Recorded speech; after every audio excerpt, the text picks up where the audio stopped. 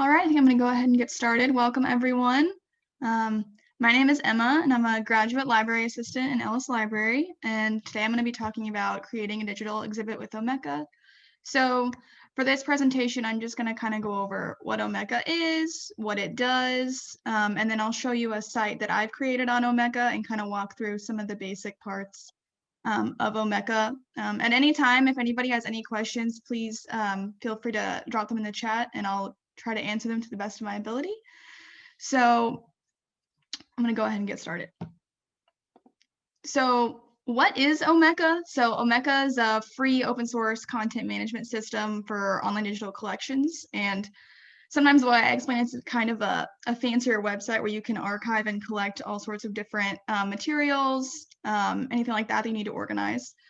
So you can publish and exhibit objects or materials, and you can play with different themes, different plugins, a lot of cool fancy stuff like that. So there's obviously a lot of these different kind of programs out here. So why use Omeka specifically?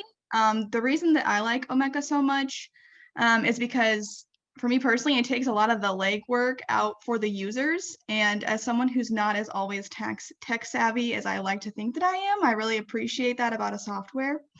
So we'll get into this more when I go through the components of the site, but basically it already has fields generated and organized for you, which I personally like that you don't have to create those yourself, and it makes creation a lot easier to use and maintain over time. So there's a few different versions of Omeka that I'll go over in a moment, but I think the important thing is all Omeka versions contain the same things. So like I was describing, you can create a collection, whether that be of art resources or historical documents. If you're collecting research for a class, if you're wanting to create an archive of a specific author's works, anything like that.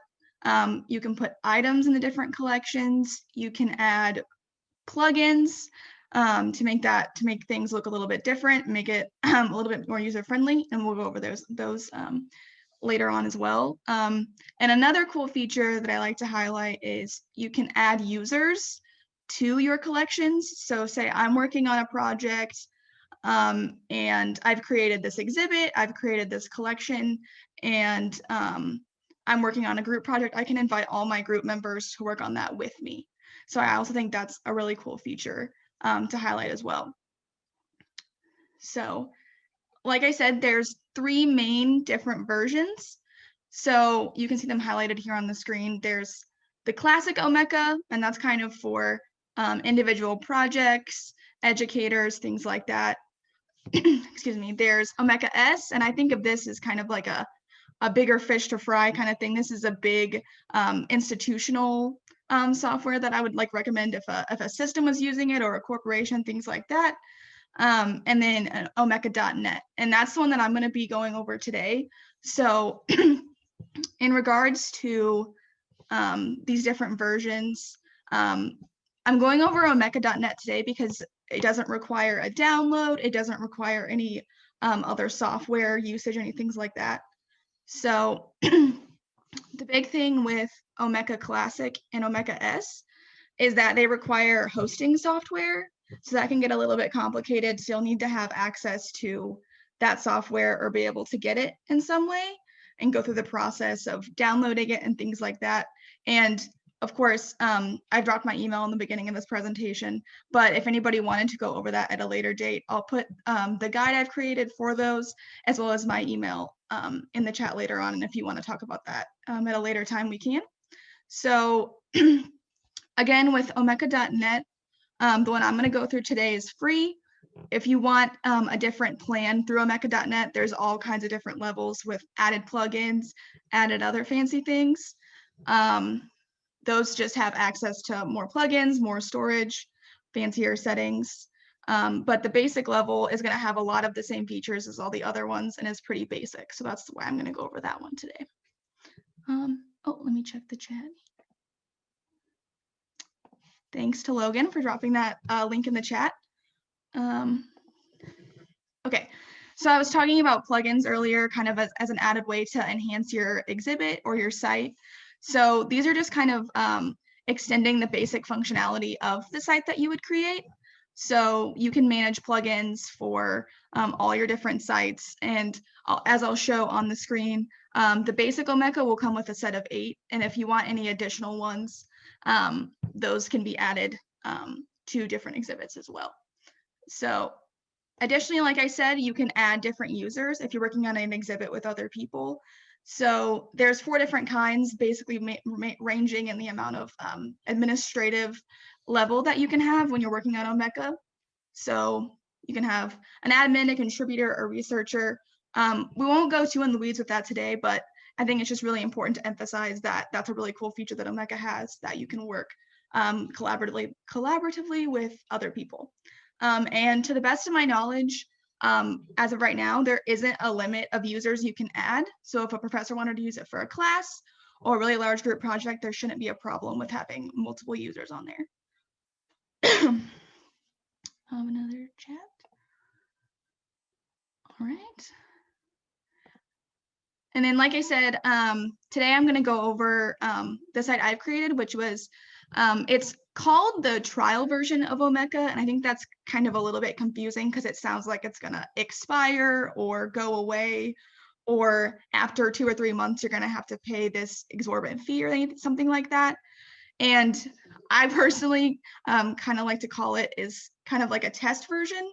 When I created it, you don't have to pay anything. You don't even have to put a card down or anything like that. There's not anything that's going to expire after you create it. It just has certain limitations, as you can only make 1 site. You have limited megabytes, you have limited plugins, and you only have 2 fancy themes to choose from. But I like to say this is kind of a way to dip your toe in the water of if you like how Omeka functions and if it works for you, and then if you need to, if you want to expand what you're doing with it, you can go into the kinds of Omeka that you need to download and have more storage and things like that. So I've already created a site that I'm going to kind of walk through today and kind of pinpoint different parts of Omeka and kind of what I did with those, and just kind of walk you through the different parts of what a site looks like. So I'll go ahead and do that. Can everybody still see my screen? Great. Okay, so the link that I used to get here was, this is what it would look like to the public. So if I gave you this link and I wanted you to look at this is kind of what it would look like to the public. And so I'll kind of scroll down here, and then I can go to my admin settings, and then I'll show you the different parts of what I added into this exhibit and things like that.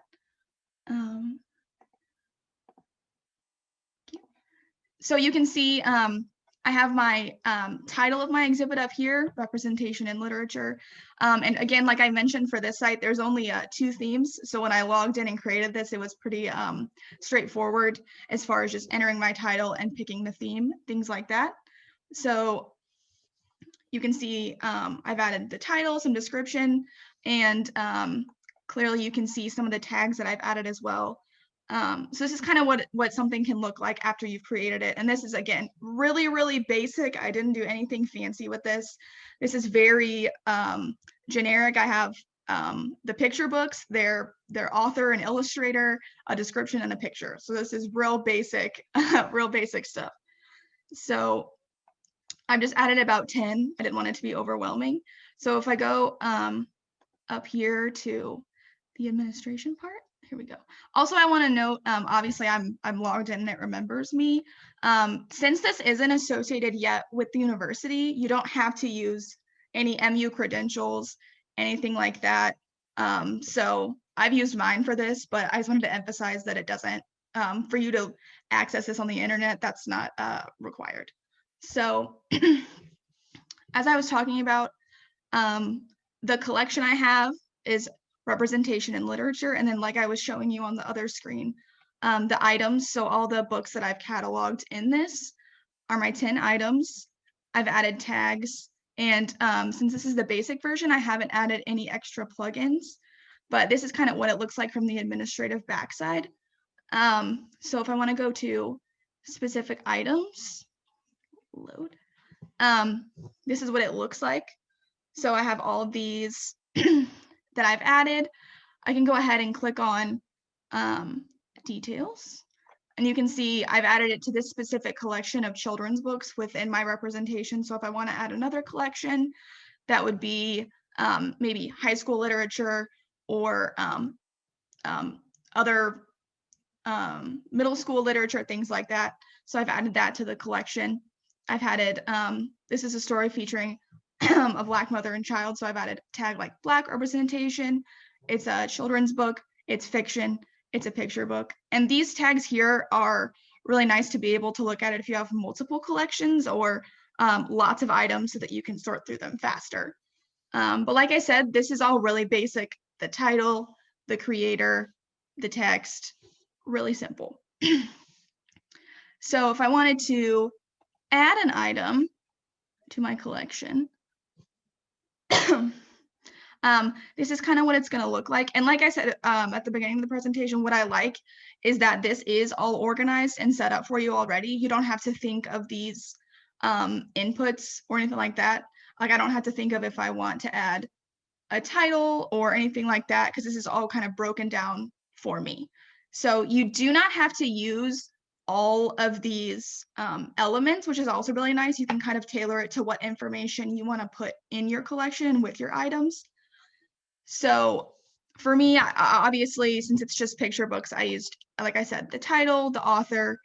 I didn't necessarily need to put the source or other contributor, things like that, rights, relation, format. Again, all of these are parts of Omeka that you can choose to use, but you don't have to use.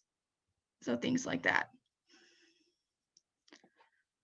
There's also item type. So for mine, I used text because these were all books. But again, you can see you can organize them by all of these different types. Or again, you don't have to. This is all about you having control over kind of what you want your exhibit to look like. And then, like I mentioned earlier, tags. So you can add, you can make your own tags and add them whatever you want. I made picture book, representation, pretty basic, things like that. Again, since this is kind of the basic version, these are the basic plugins that are going to come with it.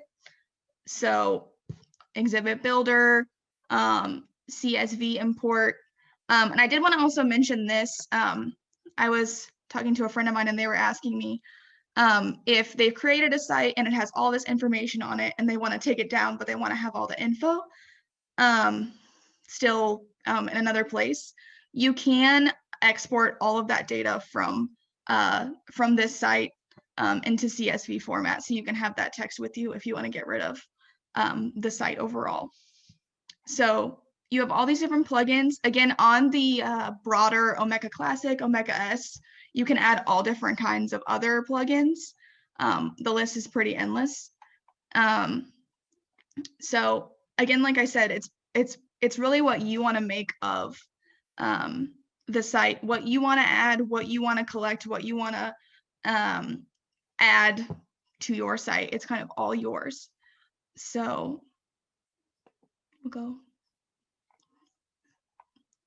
back here and then I'll touch on a couple other things. And then if we have questions, please feel free to toss them in the chat. Again, as I stated, the data can be exported if desired. Oh, that needs to say CSV, my apologies. So, and again, my exhibit was set to public, but to my knowledge, if you don't set those features to public, nobody else should be able to see what you're doing unless you want them to. So again, there's a lot of features on Omeka, but you don't have to use all of them, or you can use all of them if you want to. Again, I really suggest starting on omeka.net like I created mine on, just to kind of dip your toe in the water and figure out kind of how to navigate through all of it, what you want to add, what you can add, things like that. And then, like I said, the other two require hosting software to be downloaded, but I've done that, and if anybody wanted some more specific like walkthrough help, I'm more than happy to set up a Zoom meeting or email thread with anyone. So I think that's kind of my entire spiel. I think I'm sorry if I went a little bit fast, but if anybody has any questions, unmute yourself or go ahead and drop them in the chat. And I'm going to go ahead and I found a very helpful, Omeka is great about their forums and their discussions and their instructions. So I'm going to put in the chat a link that I found to be really helpful that may answer some questions as well. So.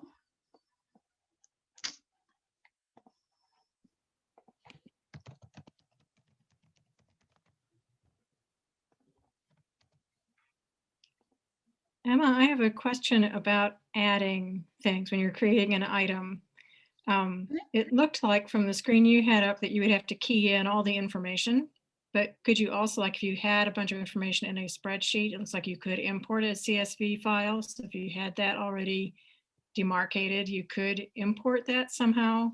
Yes, I haven't done that myself, but I know that that's a feature as well as an additional plugin. So if you had a lot of information on a spreadsheet, you wouldn't have to go in there and manually do it yourself and have that be a very tedious process. Right. So it might make each separate line then or each separate row would be a separate item potentially?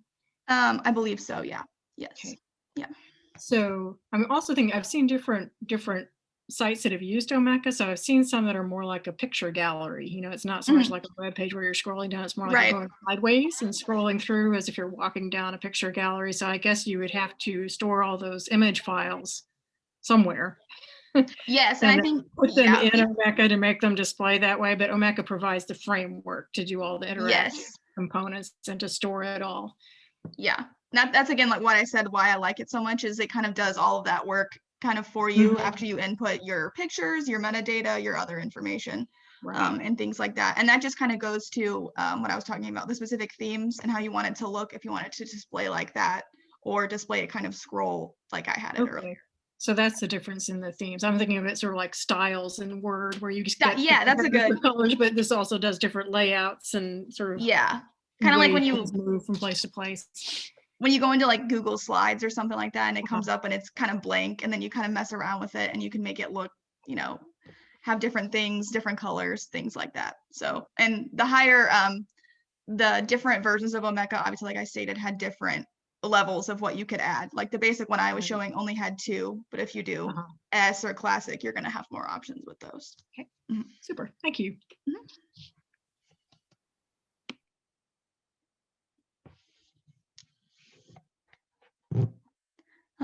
Is there any other questions? And then I'll go ahead, this is recorded and I'll go ahead and upload these slides as well as our guide will be on our website. So if anybody has any other questions, feel free to email me directly. We also have a chat service through the library, and if it's not me, people can connect you to me. So I'll go ahead and drop that link in the chat as well too.